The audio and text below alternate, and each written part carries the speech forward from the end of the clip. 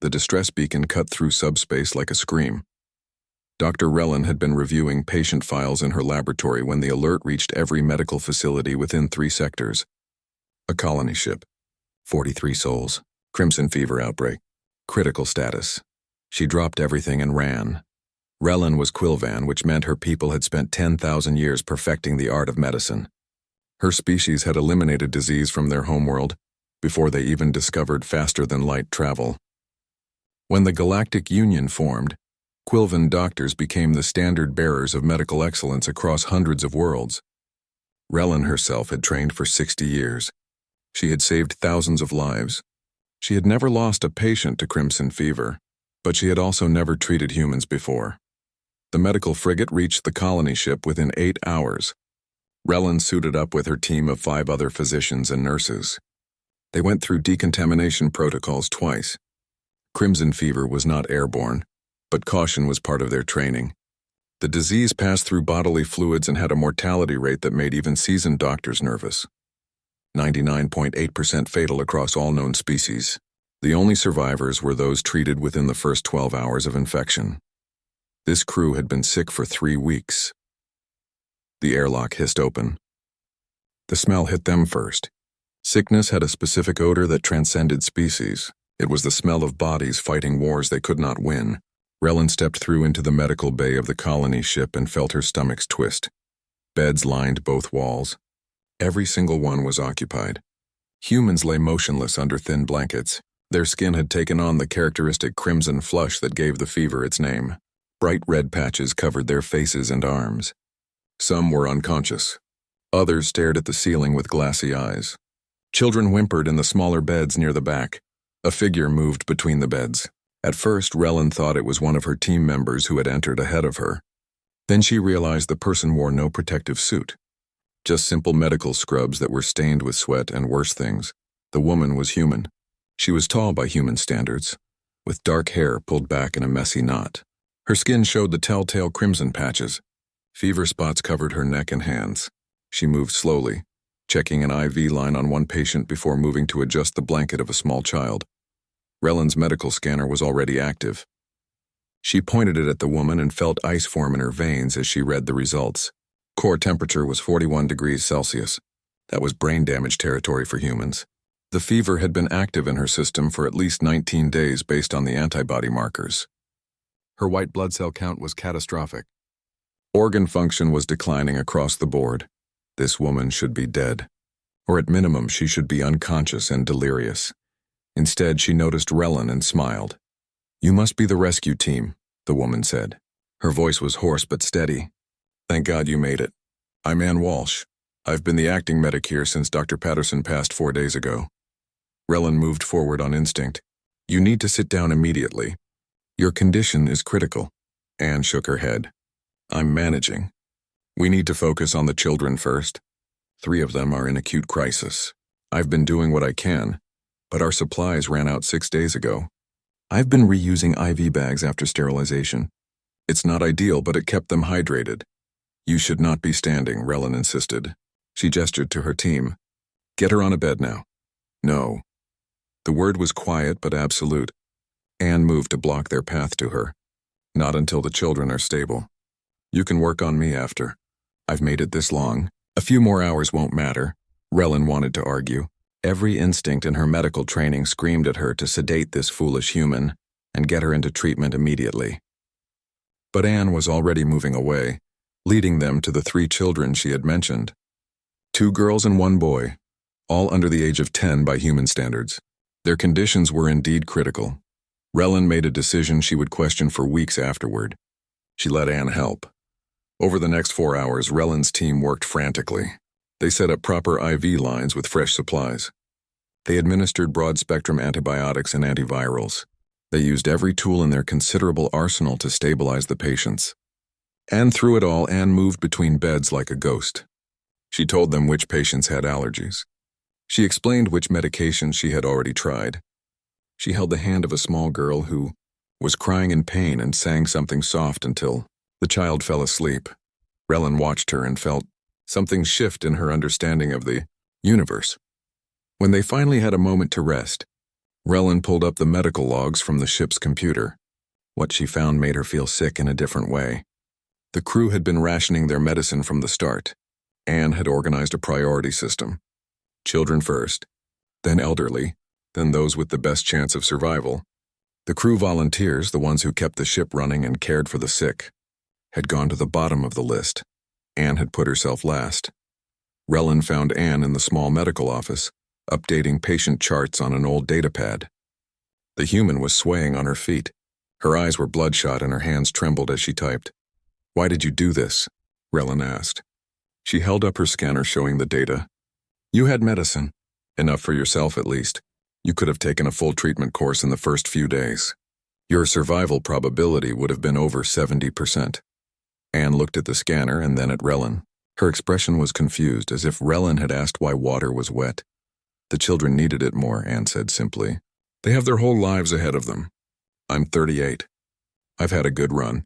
And someone needed to stay functional long enough to keep everyone else alive. That was my job." "Your job is to survive," Relin said. The words came out harder than she intended. "You cannot help anyone if you are dead." "Maybe." Anne smiled again. It was a sad expression that held something Relin could not name. "But I could try." And trying mattered. The kids needed to see that someone was still fighting, that someone still cared. You can't let children think they've been abandoned. "That's worse than dying." Relin had no response to that. She helped Anne to a bed and finally, the human let herself be treated. As Relin set up the IV line and began the medication protocols, she ran the numbers in her head. With treatment starting this late, Anne's survival probability was less than 8%. The human closed her eyes and fell asleep within seconds. Relin stood over her and made a silent promise. She would not let this one die. Whatever it took, she would find a way. She had no idea how impossible that promise would become. Anne Walsh woke up screaming. Relin had been monitoring her vitals when the human suddenly convulsed. Her back arched off the medical bed. Her eyes flew open wide and unseeing. The sound that came from her throat was raw and animal. The medical equipment shrieked alarms, heart rate spiking, blood pressure dropping, neural activity showing patterns consistent with severe distress. "Hold her down," Relin shouted to her assistant. They moved quickly, trying to prevent Anne from tearing out her IV lines. The human was stronger than she looked. Sick as she was, dying as she was, she still fought with desperate strength. Then, just as suddenly, Anne stopped. Her eyes focused. She looked at Relin and the assistant holding her arms. Recognition flooded her face. "Sorry," Anne gasped. "Fever dreams. They've been getting worse." Relin injected a sedative into the IV line. "You need to rest. Your body is fighting too hard. You need to let the medicine work." "Can't." Anne tried to sit up. The sedative should have knocked her unconscious within 30 seconds. Instead, she just blinked slowly and kept moving. "Need to check on the others. Is Sophie still stable? Her fever was spiking before I went under, and David needs his antibiotics adjusted. He's allergic to the standard formula." "We have handled it," Relin said firmly. "Your patients are receiving excellent care. You must focus on yourself now." Anne finally laid back, but her eyes stayed sharp. Too sharp for someone who should be barely conscious. "How long was I out?" 6 hours. "The children? Stable. All 3 are responding well to treatment." For the first time since Relin had met her, Anne's shoulders relaxed. The tension that had been holding her together seemed to drain away.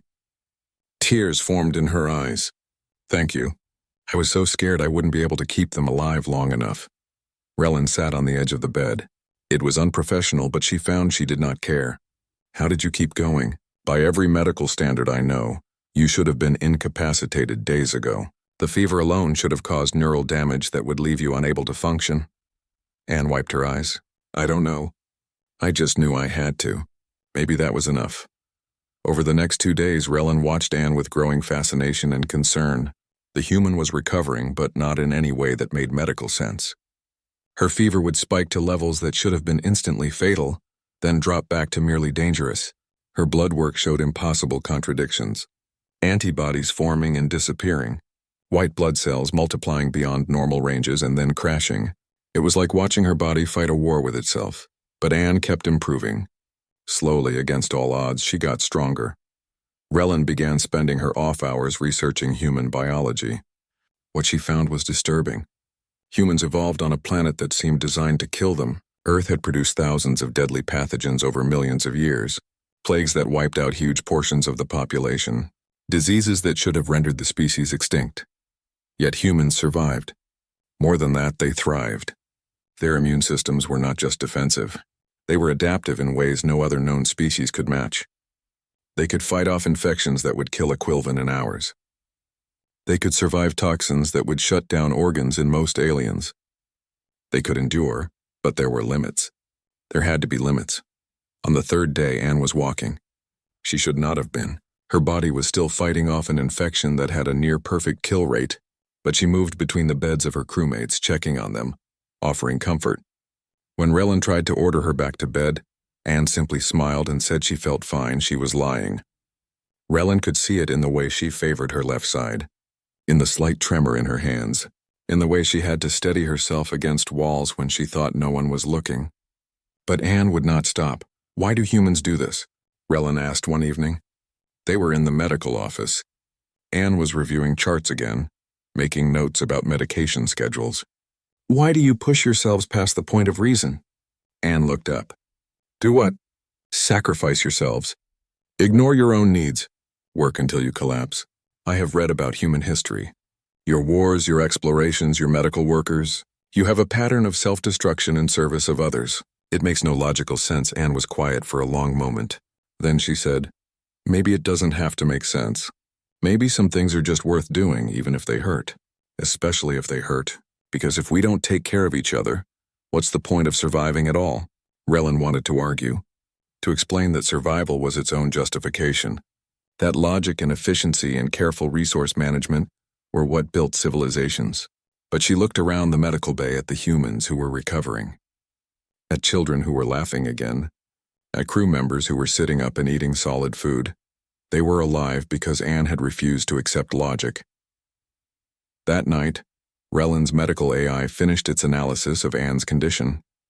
The results appeared on her datapad and she read them 3 times, certain she was misunderstanding. Anne had approximately 6 hours to live. The fever was still active. Her organs were beginning to fail in sequence. Her kidneys were at 40% function. Her liver was shutting down. Her heart showed arrhythmia patterns that indicated imminent cardiac arrest. The AI was very clear. Anne Walsh would not survive the night. Relin stood and walked to Anne's bed.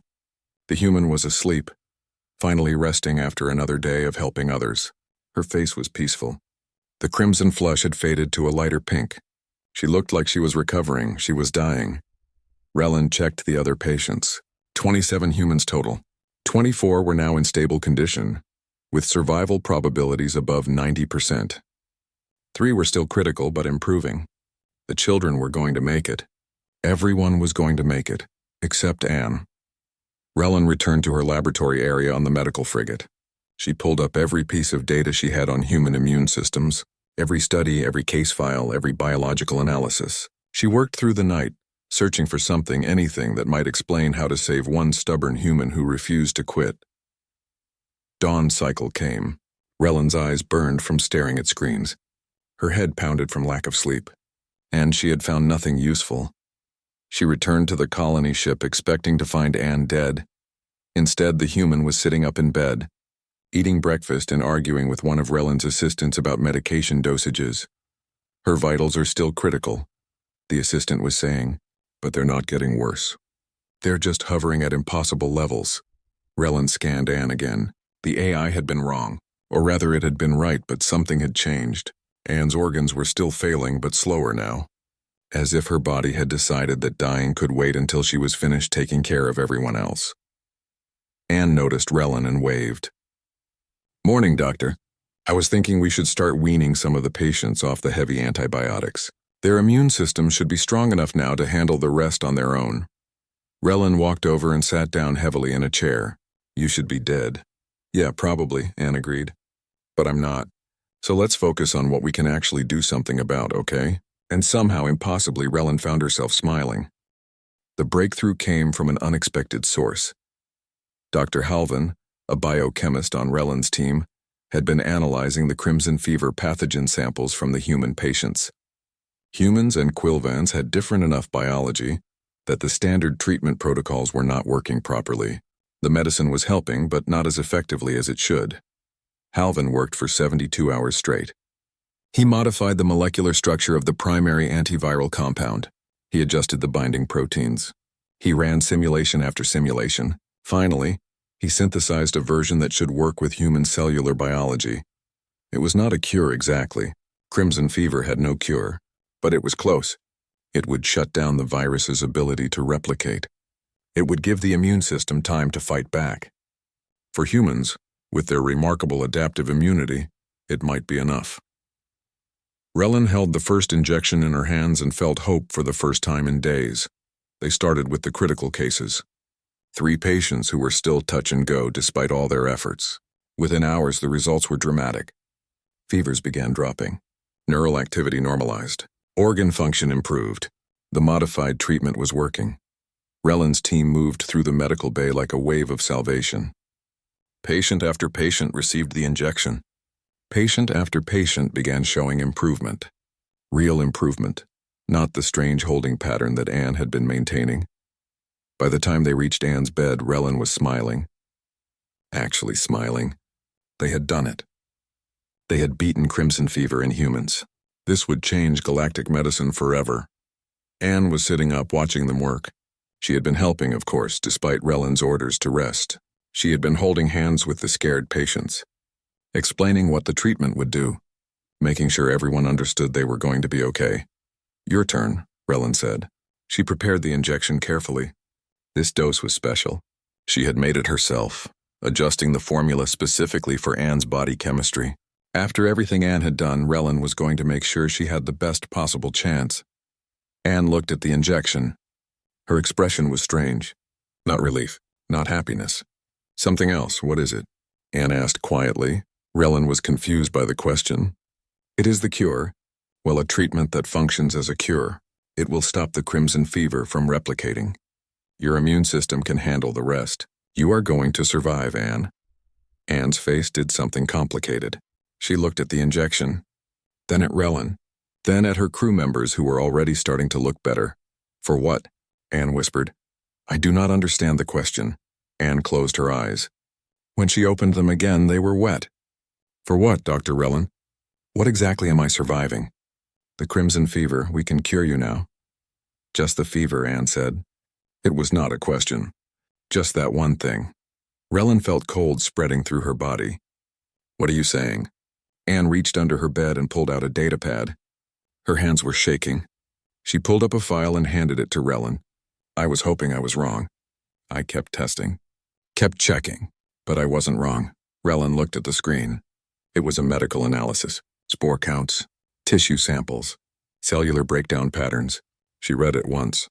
Then again. Then a third time because her brain refused to accept what she was seeing. "No," Relin said. "No, this cannot be right. I wish it wasn't," Anne said softly. "I really, really wish it wasn't." The file showed contamination. The emergency rations stored on the colony ship had been infected with spores from a plant called death apple. It was native to several station hydroponics bays. The spores caused a condition called gray rot. It was slow, it was quiet, and it was absolutely fatal. "How long have you known?" Relin asked. 2 weeks, maybe a bit more. I found it when I was trying to figure out why some patients weren't responding the way they should. I thought maybe there was a secondary infection. I tested the food supplies, found the contamination. Relin pulled up more files on her own datapad, information about death apple spores, about gray rot. The medical literature was clear and brutal. Once the spores were inhaled or ingested, they would lodge in the lungs. They would grow slowly, spreading through the respiratory system and eventually into other organs. Death occurred within 6 to 8 weeks of exposure. There was no known treatment. There was no cure. How many were exposed? Relin asked, though she already knew the answer. "All of us," Anne said. "Everyone on the ship. We've all been eating the emergency rations for 3 weeks. We didn't have a choice. It was that or starve. Why did you not tell me this immediately?" Anne looked at her like she was simple. "Because you wouldn't have come. Or if you did come, you wouldn't have worked as hard to save us from the fever. Why waste resources on people who are dead anyway?" Relin wanted to deny it, to say that she would have done everything the same. But Anne was right. Medical triage was based on survival probability. If Relin had known these patients were terminal regardless, the Galactic Medical Council would have ordered palliative care only. No experimental treatments, no round-the-clock intensive work. Just comfort measures until the end. How long do we have? Relin asked. Based on the spore counts in our lungs? 4 weeks? Maybe 5 if we're lucky. The crimson fever probably accelerated it. Our immune systems are already compromised. The rot will move faster. Relin looked around the medical bay, at humans who were smiling now, who were sitting up eating, laughing with each other, who thought they were saved. Children who were playing quiet games with their parents, crew members who were making plans for when they reached their destination colony. All of them were dying. I have to contact the medical council, Relin said. We need to research this immediately. Find a treatment. They won't, Anne said. Her voice was flat. Matter of fact, death apple contamination is rare. We're 43 people. The resources it would take to develop a cure from scratch would be massive. They'll do the math and decide we're not worth it. That's how triage works. Greatest good for the greatest number. That is not how I work. Anne smiled. It was sad and kind and resigned. I know. That's why I like you, Dr. Relin. But you don't make the rules. You just follow them like the rest of us. Relin stood. The injection was still in her hand. It could save Anne from crimson fever, but it could not save her from what came next. She looked at Anne and saw acceptance. The human had known this was coming, had known from the moment she found the contamination that everyone on this ship was dead, and she had kept working anyway. Had kept fighting anyway. Had kept giving hope to her crew anyway. I am going to contact the council, Relin said, and I am going to find a way to save you. All of you. Okay, Anne said. She held out her arm for the injection. But in the meantime, let's cure the fever. No point dying from 2 things when one will do the job. Relin administered the treatment. The medicine flowed into Anne's veins. It would work. The fever would die. Anne would recover. And then, in a few weeks, she would die anyway. Relin left the medical bay and went to her communications console. She composed a message to the Galactic Medical Council. She laid out everything. The crimson fever treatment success. The death apple contamination. The urgent need for research and resources.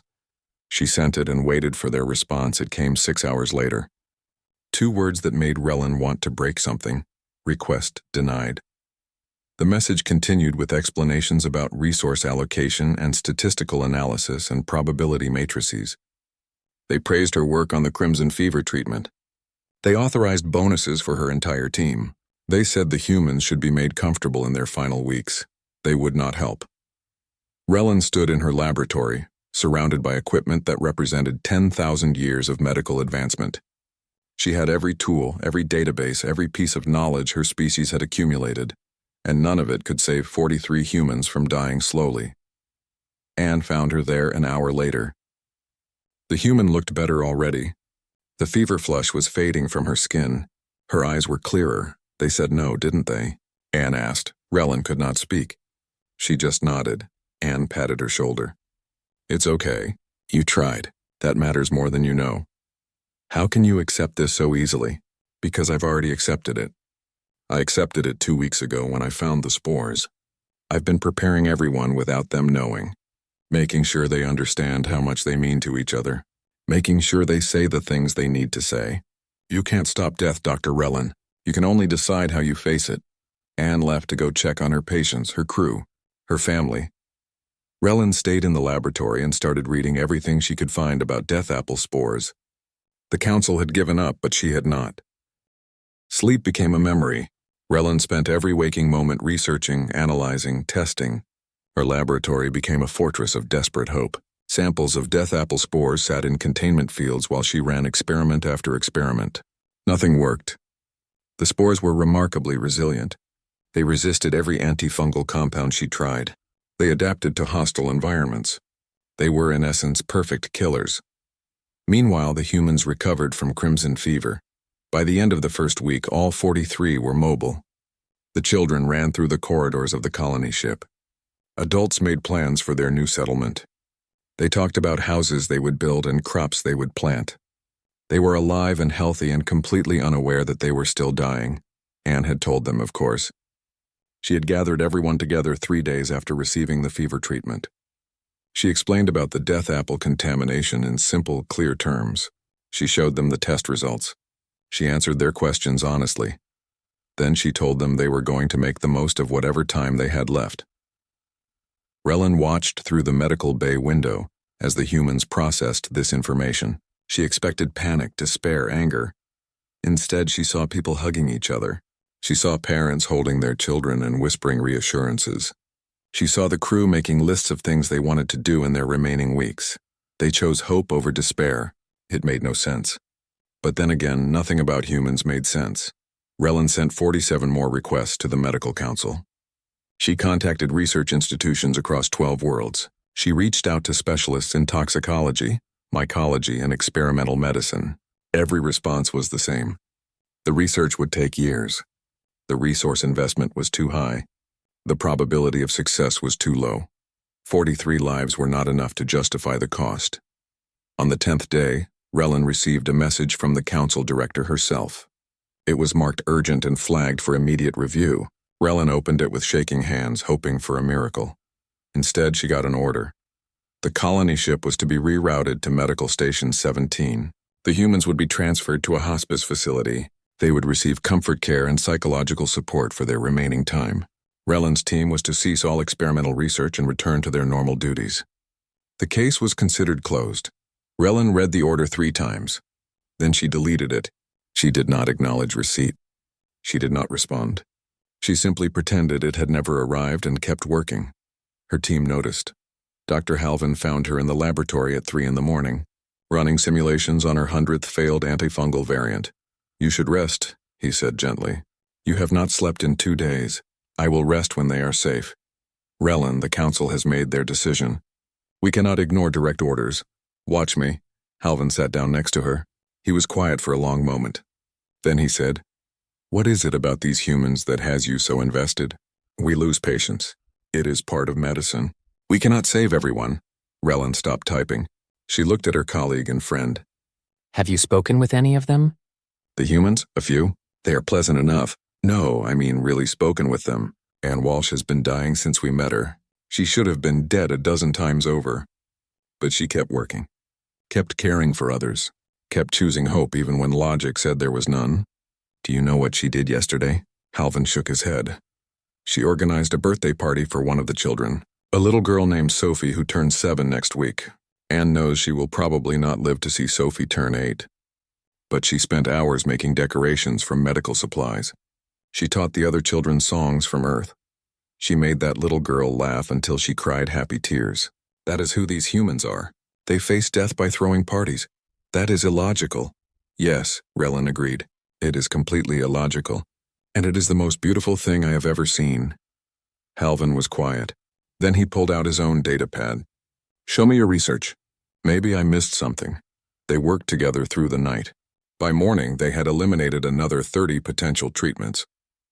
By afternoon, Relin's eyes burned so badly she could barely see the screens. Anne found her there. The human had been recovering well. The fever was completely gone now. Her color was back to normal.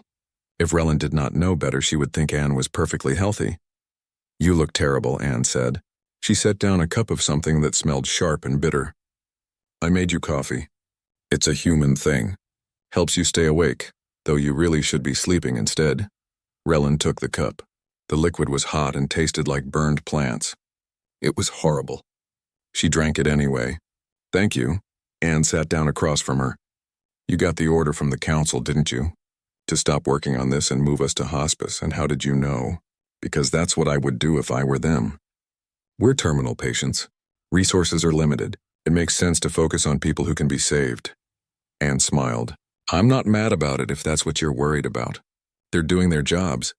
Their jobs should be saving lives. They are, just not ours. And that's okay, Relin, really. We've had more time than we should have because of you. The fever should have killed us. You gave us these extra weeks. That matters." Relin felt something break inside her chest. It is not enough. You deserve more than weeks. You deserve decades. You deserve to see that little girl grow up, to build your colony, to live. "Yeah, we do," Anne agreed. "But we don't always get what we deserve. Sometimes we just get what we get. and we make the best of it. How are you so calm about dying? Anne was quiet for a moment. She picked up a stylus from Rellen's desk and turned it over in her hands. I'm not calm about it. I'm terrified. I cry myself to sleep most nights.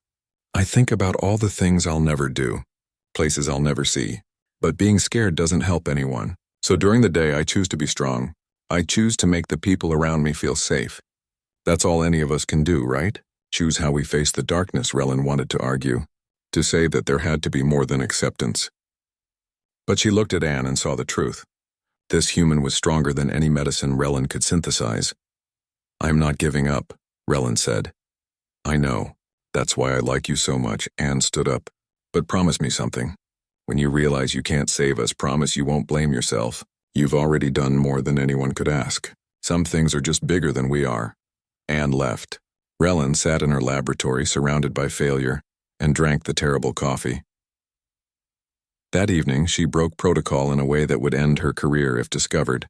She accessed Anne's medical files from the quarantine period, all of them, including the personal logs that should have been private. She told herself she was looking for any medical data that might help. Any clue about how Anne had survived so long with crimson fever? What she found was worse than she imagined. Anne's logs were detailed and methodical. Daily reports on every patient, medication schedules, symptom tracking, but woven through the medical data were personal observations, notes about crew morale, reminders to check on specific people who were struggling emotionally, ideas for keeping the children occupied and hopeful. And then, 14 days into the quarantine, a single entry that made Rellen's blood freeze, found spore contamination in emergency rations, death apple, gray rot, fatal, have run the numbers 3 times. We are all going to die. Cannot tell the crew. They need hope more than they need truth right now. We'll continue collecting samples and data. Maybe it will help someone else someday. Kids are scared tonight. Made up a story about brave explorers to help them sleep. Sophie asked if the explorers ever get scared too. Told her yes, but they keep going anyway. She seemed to like that answer. The log entry was dated 2 weeks before rescue arrived. Anne had known they were doomed. She had known there was no hope, and she had chosen to keep fighting anyway, not because she thought she could win, but because her crew needed someone to believe in. Rellen kept reading. Entry after entry. Anne documenting her own decline while working to keep everyone else alive. Anne noting which crew members needed extra support. Anne making plans for how to tell people they were dying in a way that would hurt the least. And then Rellen found something that changed everything. Buried in the medical data was a secondary research project. Anne had been deliberately exposing herself to higher concentrations of death apple spores. She had been testing them on her own tissue samples. She had been documenting the progression of gray rot in her own body while simultaneously fighting crimson fever. Anne had turned herself into a medical experiment, a test subject. She had been trying to find anything, any pattern or reaction that might help develop a cure for the others. Rellen pulled up Anne's current blood work and compared it to the samples from the quarantine period. Then she ran an analysis, then another. Then she called Dr. Halvin and told him to get to the laboratory immediately. Dr. Halvin arrived within minutes, still wearing his sleep clothes. He took one look at Rellen's face and knew something had changed. She pulled up the data on the main screen without saying a word. Let him see it for himself. These are Anne Walsh's antibody panels, Halvin said slowly, studying the information, from the quarantine period and current samples. The progression is unusual. Look closer, Rellen said, at the immune response patterns, specifically around day 17 of the quarantine. Halvin zoomed in on the cellular data. His eyes widened. That is impossible. Those are antibodies targeting the death apple spores. Yes, but gray rot has no immune response. The spores suppress the immune system entirely. That is why it is always fatal. The body never recognizes the threat until organ failure begins. I know what the literature says, Rellen replied. But look at what Anne's body was doing. Fighting crimson fever and gray rot simultaneously. Her immune system was in complete overdrive. It was failing, yes, but it was also adapting. Trying everything, and for a brief period, it started producing antibodies that could identify the death apple spores.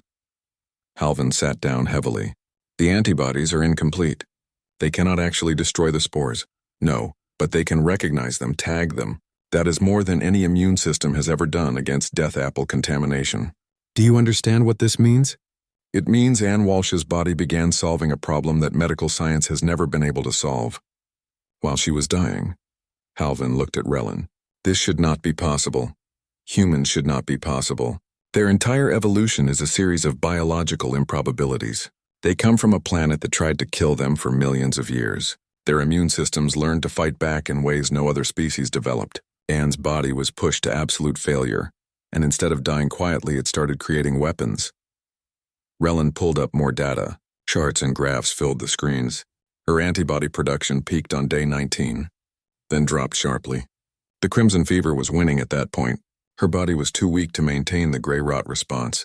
But for approximately 40 hours, Anne Walsh was producing antibodies that could target death apple spores. Crude antibodies, incomplete, but they existed. "What are you thinking?" Halvin asked, though his expression said he already knew. "I am thinking that if Anne's body could start this process naturally, we can finish it artificially. We can use her antibodies as a template, build on what her immune system began, create a treatment that other immune systems can use. That would require isolating the specific antibody structure, synthesizing a stable version, testing it against spore samples, modifying it for effectiveness, and then testing it in living subjects. Relin, that is months of work. Minimum. These humans have weeks. Then we had better work quickly." They started immediately. Relin drew fresh blood samples from Anne, explaining it was for routine monitoring. She did not tell the human what they had found. Not yet. Not until she was certain it could actually help. The antibody isolation took 36 hours of continuous work. Relin's hands shook from exhaustion as she prepared the samples.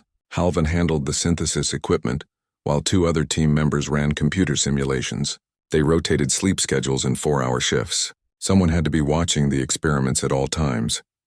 On the second day, they had a stable antibody variant. Relin tested it against death apple spores in a containment field. The antibodies recognized the spores and tagged them. They did not destroy them, but they made them visible to immune cells that could. It was progress, small but real. Relin sent a message to the medical council. She explained what they had found. She included all the data. She requested emergency authorization for human trials and asked for additional resources. The response came 6 hours later. Denied. The council reviewed their findings and determined the probability of success was less than 12%. They could not authorize experimental treatment based on such low odds. The humans were still to be transferred to hospice within the week. Relin deleted the message. She had stopped caring about authorization. "We are proceeding," she told her team. "Anyone who wants to leave can do so without consequence. But I am not stopping." No one left. Over the next week, they refined the antibody treatment. Each iteration was tested against spore samples. Each test showed improvement. The antibodies were becoming more effective at targeting and marking the spores. They were not strong enough yet. Not even close. But they were getting there. The problem was time. The humans were showing symptoms now.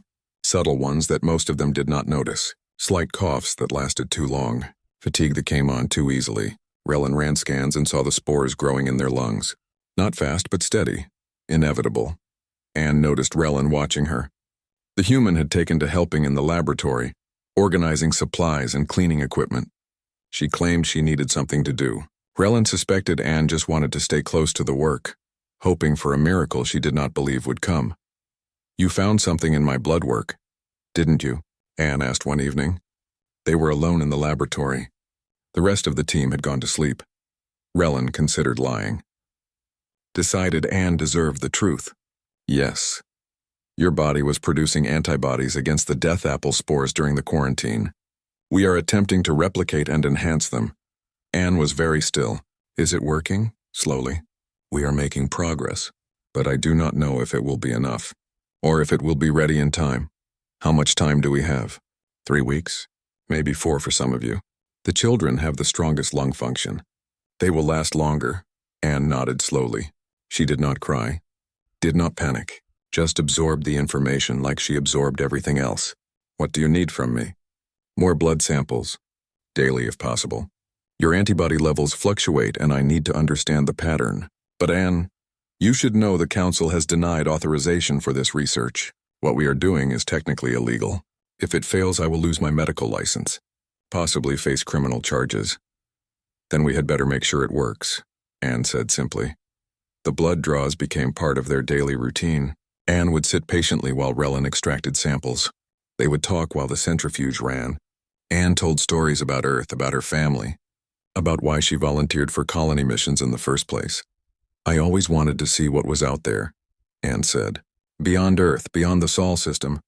I wanted to be part of something bigger. Help build something new. Guess I won't get to see our colony now. You will, Relin said. She was not sure when she started believing it.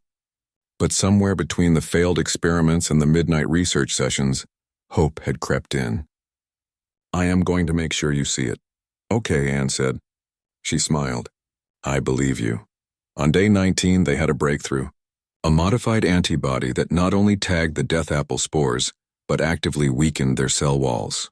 It was not a cure. The spores would still need to be eliminated by the immune system, but it gave the body a fighting chance. Relin tested it in 12 different scenarios. It worked in 9 of them. 75% effectiveness. It was not enough. She needed higher. She needed certainty. But time was running out. Sophie, the little girl who had turned 7 during their recovery from crimson fever, was the first to show serious symptoms. She collapsed during a game with the other children. Her breathing was labored. Her lips had a slight blue tinge. Anne carried Sophie to the medical bay. Her face was calm, but her eyes were terrified. Relin ran scans and confirmed what she already knew. The spores had reached a critical mass in Sophie's lungs. She had days left, maybe a week. The other children would follow soon. Then the adults. The timeline had accelerated. Relin looked at the antibody treatment sitting in its containment unit. It was not ready. It was not perfect. The success rate was not high enough. Every principle of medical ethics said she should not use an unproven treatment on a child, but every principle of medical ethics also said she should not let that child die when there was any chance of saving her. She made a decision that would haunt her, regardless of the outcome. Anne, Relin said quietly, I need your permission. The treatment is not ready. It might not work, but Sophie is out of time. I can either do nothing and watch her die, or I can try this and hope. I cannot make this choice alone. Anne looked at Sophie unconscious on the medical bed, small and fragile and dying. Then she looked at Relin. Do it, Anne said. Try, that's all any of us can do, right? Try and hope it's enough. Relin prepared the injection. Her hands were steady despite the fear coursing through her. She had spent her entire life following protocols and procedures, playing by the rules, being the perfect Quilvan doctor. She injected an untested treatment into a dying human child and broke every rule she had ever followed. Then she waited to see if she had saved a life or ended one. The first 12 hours were agony. Sophie lay in the medical bed, her small chest rising and falling in shallow breaths. Monitors tracked every heartbeat, every oxygen level, every cellular change. Relin sat beside her and watched the numbers like they held the secrets of the universe. Anne stayed too. She held Sophie's hand and sang quiet songs, earth songs about sunshine and flowers and places where children could run forever. Her voice cracked sometimes, but she never stopped singing. At hour 6, Sophie's oxygen levels dropped. Relin's hearts nearly stopped with them. The treatment was failing. The spores were still spreading. She prepared emergency respiratory support, ready to intubate. Then Sophie's levels stabilized, held steady, started to climb. At hour 9, Sophie opened her eyes. She looked at Anne and smiled.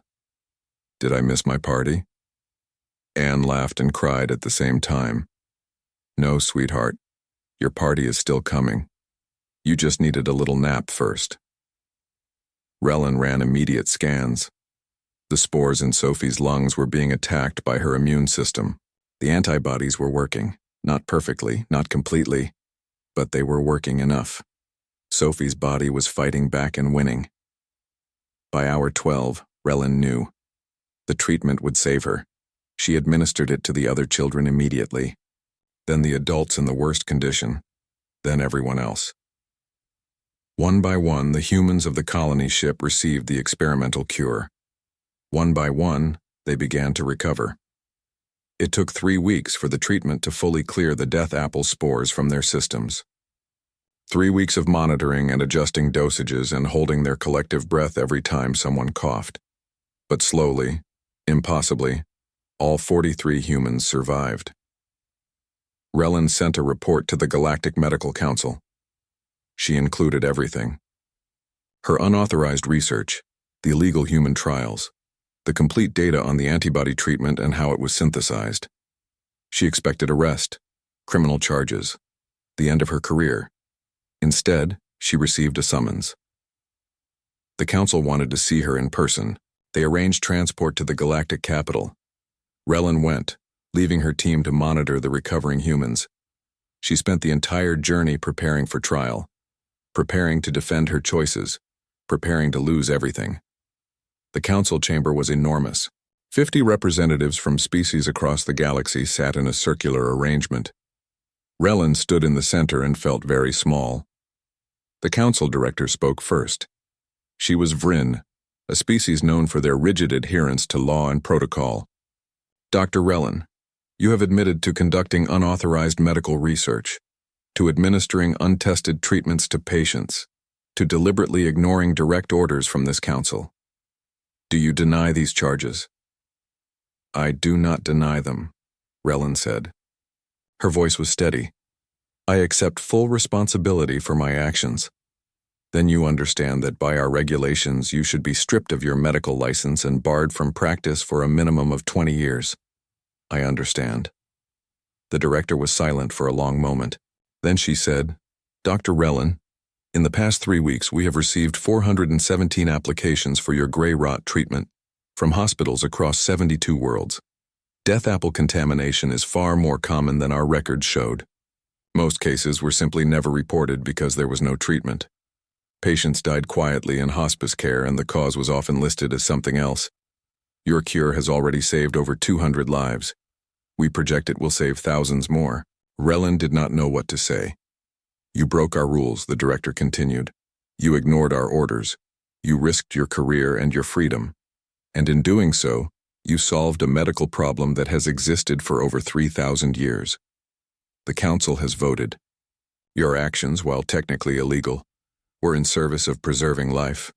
We are not only declining to prosecute you, Dr. Relin, we are awarding you the Helix of Merit for extraordinary achievement in galactic medicine. The chamber erupted in applause. Relin stood frozen, unable to process what was happening. She had been prepared for punishment, for condemnation, not this. They gave her the medal in a ceremony 3 days later. It was a formal affair with speeches and presentations. Representatives from dozens of species praised her work. They called her innovative, brilliant, a credit to Quilvan medicine and to the medical profession as a whole.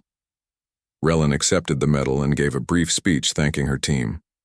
She did not mention Anne, did not talk about the human who had turned herself into a test subject while dying, who had kept working when work was impossible, who had shown Relin what real strength looked like. That conversation would come later. 2 months after the ceremony, the colony ship reached its destination. The humans had chosen a planet in a quiet system far from major trade routes. It had forests and rivers and open spaces where children could run. It was everything they had dreamed of. Relin attended the landing as an observer. She told herself it was to monitor the humans for any late complications from the treatment. Really, she just wanted to see them reach the home they had fought so hard to survive for. The ship landed in a clearing surrounded by massive trees. The humans emerged slowly, blinking in the sunlight of their new world. Children ran ahead, laughing and shouting. Adults followed with careful steps like they could not quite believe they were really here. Anne was the last to exit. She stood at the top of the ramp and looked out at the forest. Tears ran down her face. She was smiling. Relin found her later, after the humans had begun unloading supplies and setting up temporary shelters. Anne was standing near the edge of the forest looking up at the trees. It's beautiful, Anne said. I was so scared I would never see it. You are here now. You made it. We made it. Because of you. Anne turned to face Relin. I know the council gave you an award. I heard about the speech. You didn't mention me once. You asked me not to. You said you did not want recognition, that you were just doing your job. I know what I said.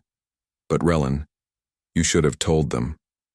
Told them that the cure came from a human who was too stubborn to die quietly, who turned herself into an experiment because she thought it might help someone. They should know that part of the story. They would not understand, Relin said. What you did makes no logical sense. You exposed yourself to danger deliberately. You conducted unsafe medical experiments on yourself. By every standard of medical ethics, your actions were reckless and irresponsible. But they worked. Yes, they worked. And that is why I will never forget them. Or you. They stood together in comfortable silence. Then Anne said, I have something I want to show you. Come with me. She led Relin through the forest to a small clearing. Other humans were there, working to clear ground and prepare soil. Sophie was among them, healthy and laughing as she helped carry stones for a border. We're making a garden, Anne explained. A place to grow food from earth, vegetables and herbs and fruit trees. I brought seeds with me, saved them through the whole journey, even kept them safe during the quarantine, though I wasn't sure I'd ever get to plant them. She pulled out a small bag from her pocket. Inside were 3 seeds, each about the size of Relin's smallest finger. Apple seeds, Anne said. From Earth. Real apples, not the death kind. I thought it would be fitting. Start our new home with a symbol of survival. These trees will grow and give fruit for generations. The children who eat from them won't know how close we came to never making it here. But I'll know. And I'll remember. May I help you plant them? Relin asked. Anne smiled. I was hoping you would. They dug holes in the soft earth. Anne placed a seed in each one with careful hands, covered them with soil and packed it gently. She watered them with water from the nearby stream. Sophie brought stones to mark where each seed was planted. They'll take years to grow, Anne said. 5 or 6 before they bear fruit. But that's okay. We have time now. Time to build and grow and live. Because of you. No, Relin said quietly. Because of you. You were the one who kept fighting, who kept hoping, who showed me that sometimes the impossible is just something we have not figured out how to do yet. I merely followed where you led. Anne reached out and squeezed Relin's hand. Then we did it together. Sounds about right. Relin stayed for 3 days, helping the humans establish their colony. She showed them how to use the medical equipment she had left as a gift. She trained 2 of the crew members in basic procedures. She made sure they would be safe after she left. On the morning of her departure, Anne walked with her back to the landing site where the medical frigate waited. Will you come back? Anne asked. Visit us sometime? I'd like you to see the apple trees when they're grown, taste the fruit, see what we built here. I will come back, Relin promised.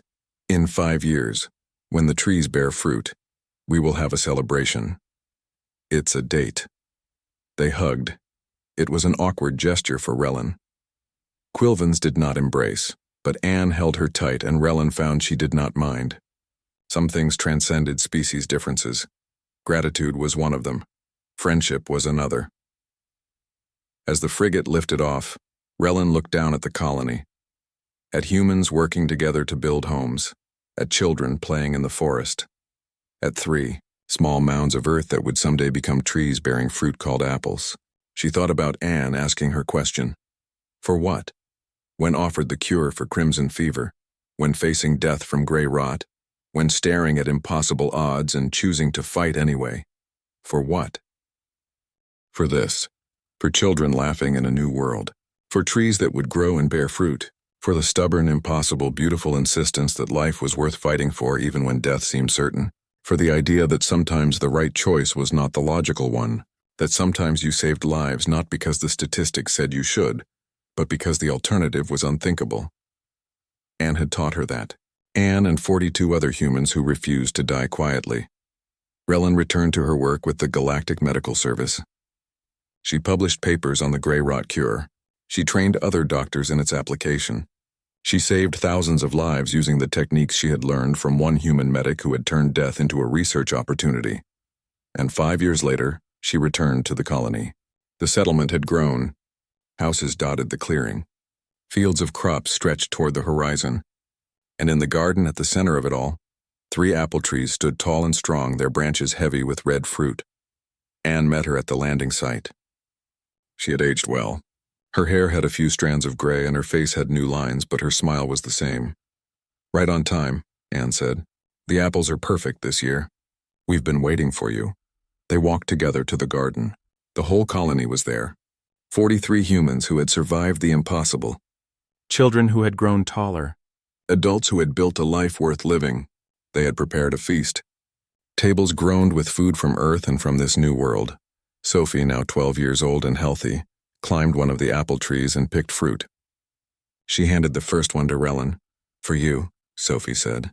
"Thank you for saving us." Relin held the apple. It was red and perfect and smelled sweet. She bit into it and tasted sunshine and hope and the future these humans had fought so hard to reach. It was the best thing she had ever eaten. That evening, as the celebration continued around her, Anne found Relin sitting beneath one of the apple trees. "Thank you for coming back," Anne said. "I promised I would. I keep my promises, I know. That's one of the things I respect most about you." Anne looked up at the tree above them. "These trees are going to outlive me, you know. They'll be here for 100 years or more, long after I'm gone. But everyone who eats from them will be doing it because we refuse to give up. Because you refuse to give up. That's a good legacy, I think." "It is the best legacy," Relin agreed. They sat together beneath the apple tree as stars began to appear in the sky. Around them, humans laughed and sang and celebrated life. Above them, branches heavy with fruit swayed in the gentle wind. And somewhere in the universe, a medical database updated with the latest statistics on gray rot treatment success rates. 100% survival rate. When treated early. When treated by doctors who refused to accept that some patients were not worth saving. When treated with stubborn hope, borrowed from humans who had taught the galaxy what it really meant to survive. The apple trees grew. The colony prospered, and Relin visited every year for the rest of her long life, always arriving in time for the harvest festival, always welcomed home by people who had once been patients and had become family. Some things, she learned, were worth breaking all the rules for.